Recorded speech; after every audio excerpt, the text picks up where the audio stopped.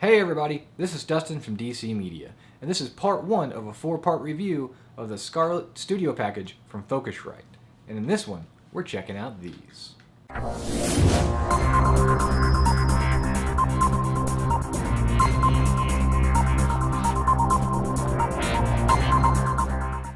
Now in the kit, you get these HP60 headphones.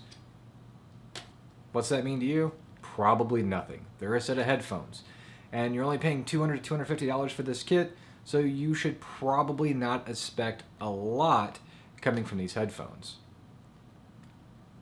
But they're actually pretty decent. One quick problem I had, the immediate first thing I noticed, is this cable. It's an 8-foot long cable, which I'm happy they included, but it does not detach.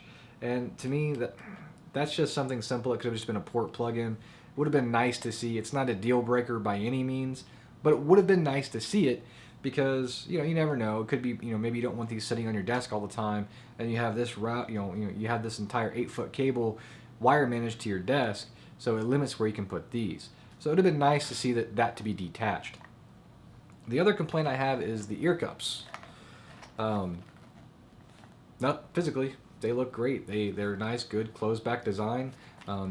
They don't have a ton of noise cancellation, but they do work pretty decently well for that, as you might expect from a closed back design. But it actually comes from the lack of ventilation in the ear cup. The lack of ventilation causes a problem as far as after about 30 minutes or so sitting with these on your head, you kind of start becoming uncomfortable. There's a lot of heat buildup inside the ear cup, so your ears start feeling like they want to sweat. And to me, that's just a little too uncomfortable. So that's my problem. I don't care for that. I think it could be resolved very easily.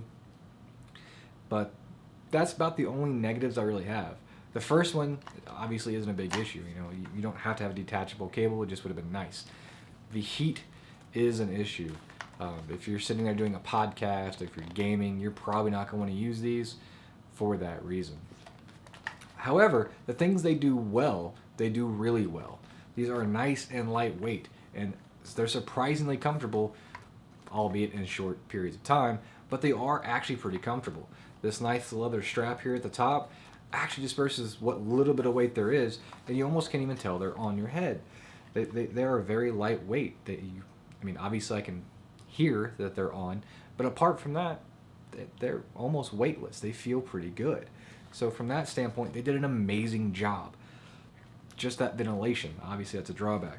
The next thing that actually really took me by surprise was the frequency response. Doing some test tones, I heard on the high side about 18.5K, a little above average from what I had seen, but what really surprised me was I heard all the way down to 17 hertz. That is extremely low bass outside of what most people, what most people hear, use, or even is in most productions. So they have a wide range as far as the frequency response.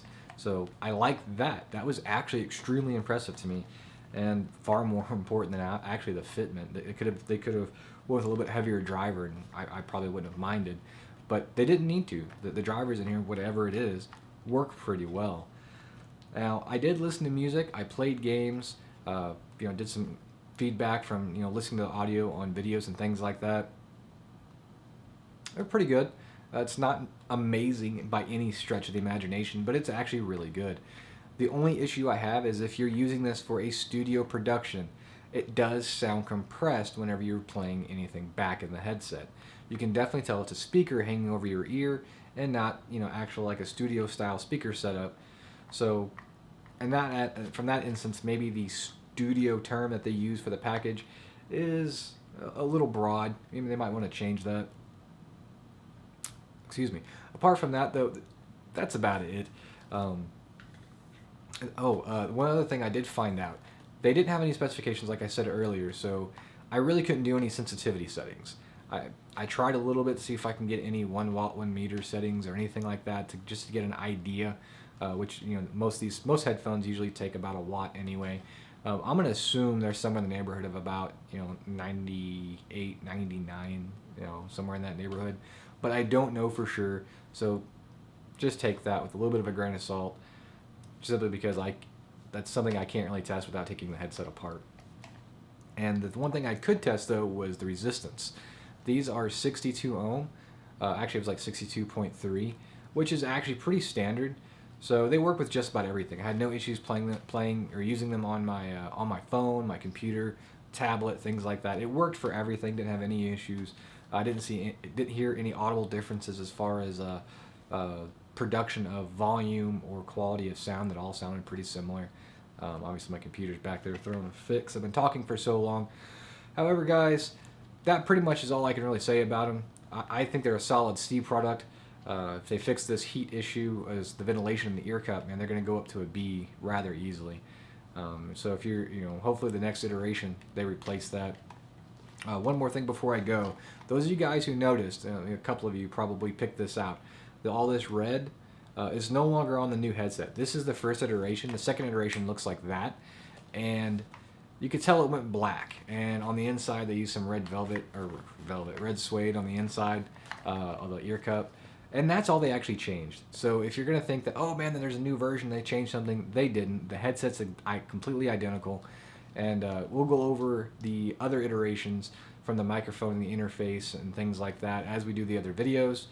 But if you guys like this video, give me a thumbs up. If you didn't like it, thumbs down.